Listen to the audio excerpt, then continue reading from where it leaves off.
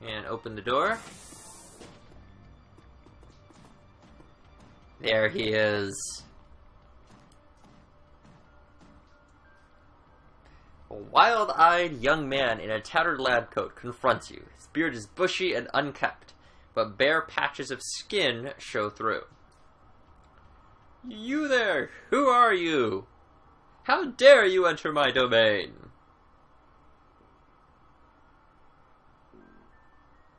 Let's see. How do I want to respond?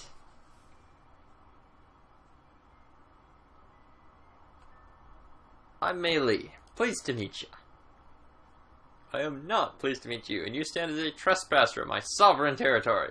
You have murdered my citizens. You have invaded my home. We got all 1 year.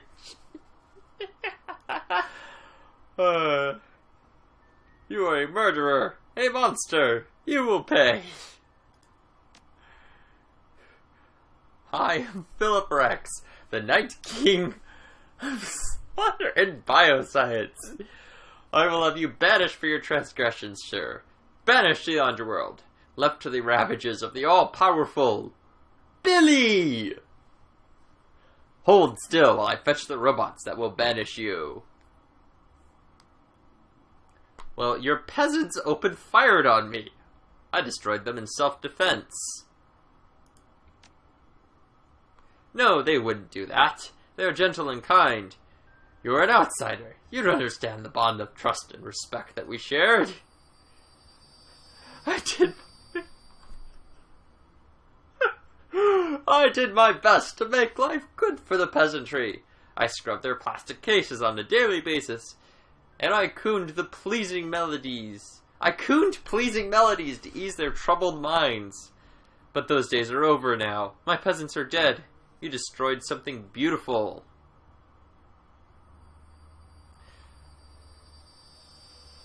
Alright, sire. I'm sorry about your peasants, but we are on an important, quest.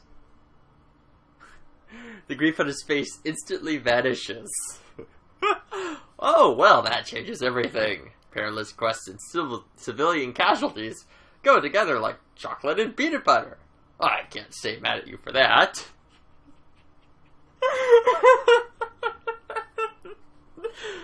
This guy is out of his mind. Tell me about this quest of yours, good sir. Leave nothing to the imagination. I'm here to liberate some prototype Bioware. The stuff that, Xavier said. You must be looking for samples in cold storage. That means you're heading for the executive wing. Take this as a warning. If you intend to forge your way into that land of milk and honey, do so at your own peril. The underworld stands between you and your goal. The underworld is home to the murderous Billy.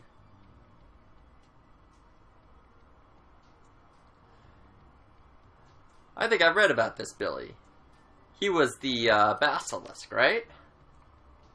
Was is right. Now he is so much more, a creature of legend. Years of experimentation have remade the beast into the ultimate killing machine. He's smarter than 10 men, and 5 times as deadly. Well, if this Billy is standing in the way, I guess I'll have to kill him.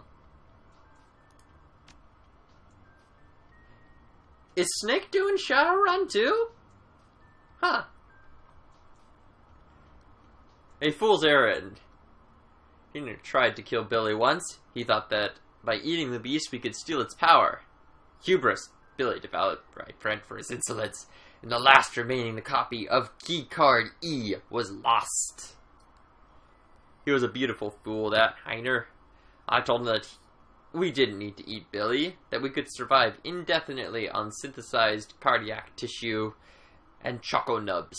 But he wouldn't listen, and Keycard E was lost. Without it, I can no longer access the executive wing and its expansive snack bar. I've eaten nothing but vat-grown metahuman organs for 1.5 years, stranger. I would kill for a choco nub. Oh boy.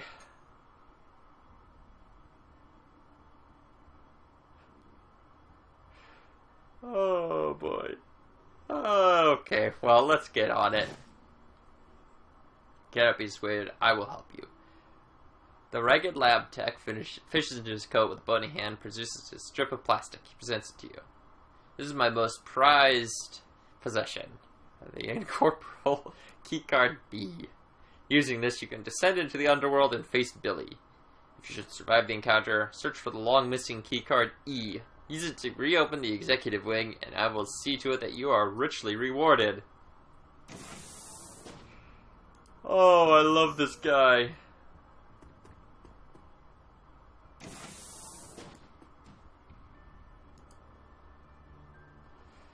Have we got it back? No, not yet.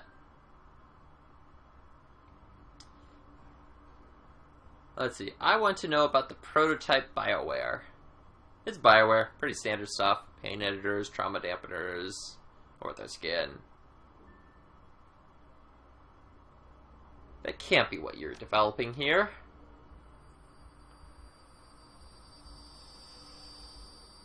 We weren't developing anything. Well, nothing other than Billy. Okay. What were you doing here? We were copying? Making copies? No. We were, reverse engineering things, making knockoffs. Dangerous work. Illegal most places, but not here in Berlin. Our investor needed it that way. Okay. Guess that explains why he didn't help hire a company in Spain.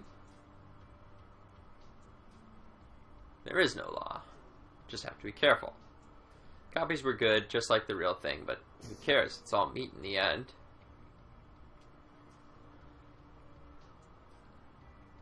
So you won't miss that, meat. Go ahead, fill your pockets, take whatever you like. He just wants the snack bar. This is good. So tell me about your peasantry. When I'm hungry, they're the ones who harvest the meat for me to cook in the cultivated organ lab. When I'm in need of company, they keep me warm. Sounds cozy. It is. You killed 3 of them, but I can activate more. They will return to me, and I will show them the love that only a true ruler can. How many more peasants do you have in the building? Hundreds.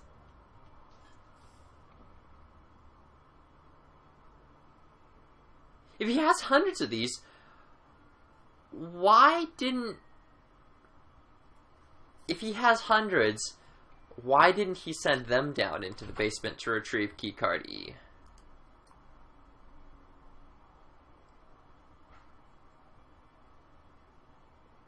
Let them rest, okay. Can we talk about something else?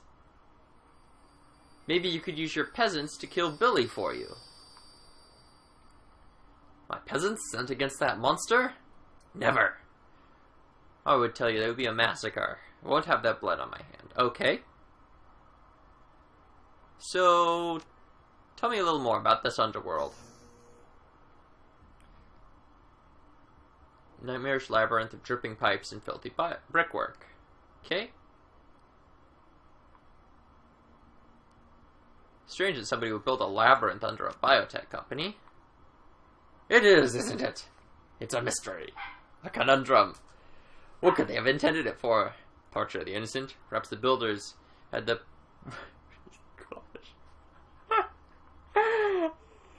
Or maybe they intended it for basic sanitation. It's a sewer too, by the way.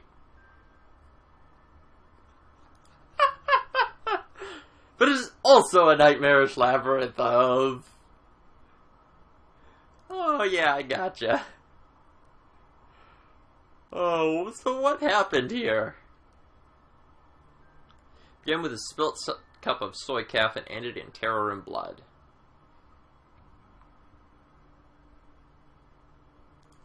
And? You want more? Yes! Where to begin? The morning of the lockdown, all was well. His actor was making his rounds, walking from console to console to check up on us. He had a bubbling cup of soy calf in his stubby little hands. We all knew that for Food and drink were forbidden outside the employee lounge, but he was a proud man and would not obey the rules. Pride was our undoing. He tripped and fell, and his soy cap spilled onto a console in the animal testing wing. The terrible snap of shorting circuits, coupled with a stench of ozone. All the building emergency lights flashed and alarms blared. The building went into quarantine mode. Doors locked and shutters slammed closed. We were all trapped like rats inside, but we were not afraid. We were sure the malfunction would be fixed within the hour. We did not know what was coming for us. Unbeknownst to any of us, the devil beverage had done more than initiate a false quarantine. It also shorted the locks on Billy's cage. The albino basilisk slipped its bonds, and in that moment, its reign of terror began. Within a half hour of the spill, Billy had slaughtered everybody who could have disengaged the lockdown. Executives were torn limb from limb, their business attire was shredded, their expenditure reports bathed in blood, and the rest of us were trapped inside with the savage beast. Oh gosh. In the end, only Heiner and I remained. We managed to trap Billy in the underworld, but there was no hope of escape for us. Why not? Couldn't you just call for help? Comlinks don't work in here. No reception. Quarantine cut off our matrix access. Heiner and I found ourselves completely isolated from the outside world, with a terrible creature running loose in the basement. Our choices were to give up and die, or to make the best of it. And as you can see, we chose the latter. We persevered and eventually transformed this husk of a building into the glorious kingdom that you find yourself standing in today. It was all for the best. In the end, I tamed this land, and I have grown to love it. I'll never live anywhere else. I gotta go.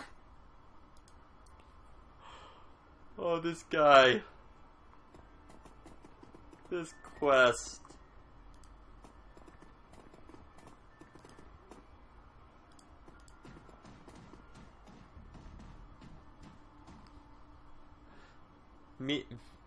This media setup is wired to the building security system. Okay. Search the archive. Find a number of archive video feeds from the surveillance system. In addition, the episodes 1 through 6 of an old fantasy series called Night Kings of Lightninghood have been saved to the machine's desktop. Well, I remember that show. It was horrible. I mean, really, really bad. Made Neil the Orc Barbarian look like high art. Only ran 7 episodes before it got pulled. According to computers, file systems, each of the 6 episodes has been viewed over 400 times in the past 2 years. The last marathon viewing was this morning. Oh boy.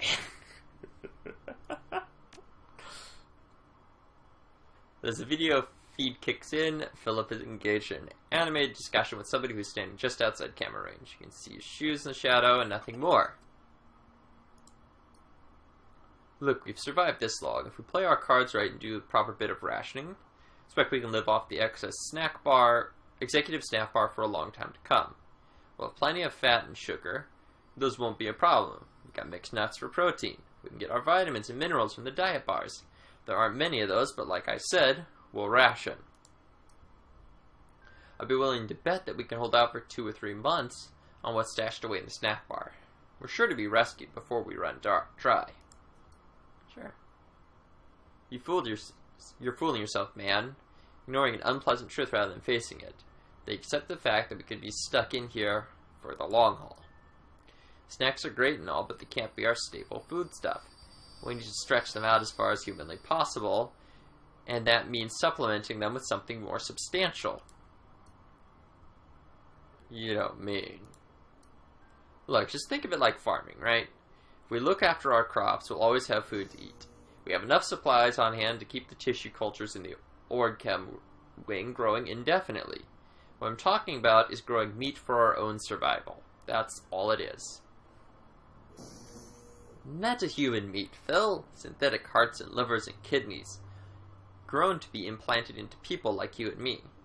You're talking about eating people parts. It's fucking disgusting, and I won't do it. Unless you fancy dying of malnutrition, you're gonna have to. You know that as well as I do. Organ meats are rich in vitamins and minerals. Wow. All things that we're gonna need if we're going to want to survive in the long term. You won't find much vitamin D in licorice sticks and choco nubs. You're talking like they're never going to rescue us. We're in Berlin. What? They? Who do you think is coming? We need to be prepared to survive here for a long time. Maybe years. And that means making the most of the resources at our disposal. You're talking about resorting to cannibalism, man. No, I'm talking about eating meat. That's the thing. If it's synthetically grown, is it cannibalism? Food for thought. Philip leaning against the wall, listlessly chewing on an unidentifiable hunk of cooked meat. I'm going now, Phil. No more arguments, okay? Ugh. I'll kill the thing. Once we get down to the sewers again, we might be able to find a way out. That is our chance.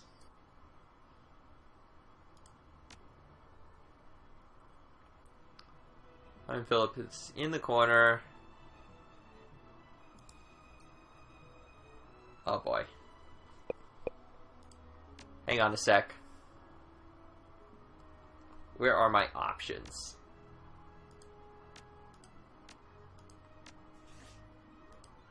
There's got to be audio options somewhere. Here we go. Music volume. I gotta turn this on.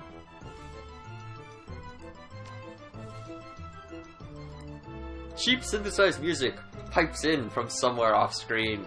Philip turns to stare in the direction that the music came from. Smooth baritone voice sings out a phrase in Slovak. A half-second later, different voice shouts a translation in German. Night Kings of Lightning Hood! That's the show. I forgot how bad the dub job was. Philip stares, glassy-eyed, as the show begins. The synthesized music blares. Oh gosh. I, Titnus Rex, will defend my realm. I do so swear it before my magic sword, Argonair, whatever it's called. This I do swear. Elf, quote, actress, unquote. I love that they have quotes around it. This is the best mission in Shadowrun history. But Titnus, the Juptharian hordes will smite you if you stay. The people in that valley are only peasants. You needn't throw your life away for them. Flee with me into the enchanted woods of Tralashin.